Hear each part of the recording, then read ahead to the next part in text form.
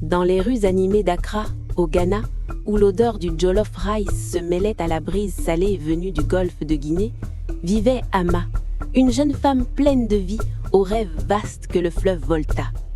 Couturière talentueuse dans un marché bruyant, ses doigts dansaient sur des tissus racontant l'histoire des rois Ashanti. Un jour, elle rencontra Kwame, un charmant pêcheur de Cape Coast venu vendre sa pêche en ville. Son sourire était comme un lever de soleil, et bientôt, leurs conversations devinrent regards volés et promesses murmurées sous les manguiers. La mère de Kwame, Efwa, était une veuve sévère, connue dans tout le village pour sa langue acérée et son attachement aux traditions. Elle tenait une petite boutique d'herbes, préparant des potions que les villageois juraient capables de guérir ou même de réparer les cœurs brisés. Quand Kwame présenta Ama à Efwa, les yeux de la vieille femme se plissèrent comme ceux d'un faucon. « Cette fille de la ville est trop moderne », marmonna-t-elle avec mépris. Ama sentit le froid, mais l'amour l'aveugla, au début. Les semaines passèrent. Ama remarqua les habitudes étranges d'Efwa, des visiteurs tardifs, des voix chuchotées, des herbes inhabituelles. La curiosité la rongeait, mais elle l'ignora, se concentrant sur la demande en mariage de Kwame. Il s'agenouilla devant elle sur la place du marché, bague à la main, et son cœur s'emballa.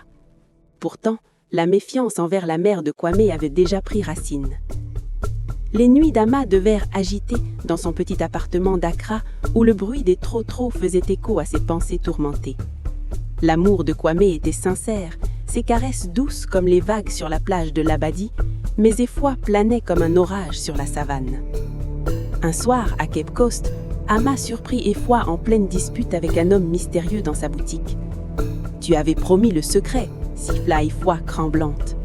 L'homme répondit « Cette liaison s'arrête, sinon je révèle tout. » Le cœur battant, Ama se cacha derrière des paniers tressés. Une liaison ?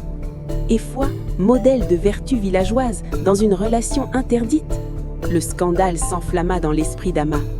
Elle en parla à Kwame sous les étoiles, mais il balaya l'idée. « Ma mère est juste seule », dit-il en la serrant contre elle. Pourtant, le doute persistait. Quelques jours plus tard, lors d'une réunion familiale chez Efwa, emplie d'odeurs de foufou et de soupe à arachides, Ama vit la veuve flirter ouvertement avec un ancien du village, homme marié. Les murmures se répandirent comme une traînée de poudre. Efwa entretenait cette liaison depuis des années et avait même eu un enfant secret de lui. Le scandale rendait Ama malade. Comment épouser un homme lié à tant de mensonges ? Kwame insista pour une grande cérémonie, mais Ama hésitait, sa détermination se durcissant comme de l'argile au soleil. De retour à Accra, Ama se plongea dans son travail de couture, le ronronnement de sa machine couvrant les appels incessants de Kwame. Les révélations sur Efwa la hantaient. La veuve ne se contentait pas d'une liaison, elle utilisait ses herbes pour manipuler et faire taire ses rivales en amour. Son amie, Yaa, vendeuse bavarde au marché, confirma les rumeurs autour d'un kelewele épicé. « Les potions d'Efwa ne soignent pas, elles contrôlent », murmura-t-elle, les yeux écarquillés. Ama décida d'enquêter. Se faisant passer pour cliente, elle entra dans la boutique d'Efwa, prétextant vouloir un charme d'amour. Les yeux d'Efwa brillèrent de malice en mélangeant ses herbes. « Ça liera n'importe quel homme à toi pour toujours !» Mais Ama repéra un tiroir secret rempli de lettres compromettantes. Elle y lut des récits de rendez-vous passionnés et de chantage. Efwa faisait taire l'épouse de l'ancien en échange du silence sur leur enfant, aujourd'hui adulte et pris pour un cousin de Kwame. Le scandale s'intensifia quand Ama apprit que cet enfant était réalité le demi-frère de Kwame. Bouleversée, elle affronta Efwa dans la pénombre de la boutique. « Je connais vos secrets !» lança-t-elle. Efwa bléit de rage. « Épouse mon fils ou je te maudis !» Mais Ama tint bon. Kwame, inconscient du drame, organisait une grande fête de fiançailles avec des tambours et des danses. Ama s'y rendit, le cœur lourd, sachant que la vérité allait tout détruire. La fête de fiançailles à Cape Coast fut un tourbillon de couleurs, tissus kenté flottant comme des papillons, rythme des tambours à doigts vibrant dans la nuit. Kwame rayonnait, offrant à Ama des bracelets en or, symbole d'union éternelle.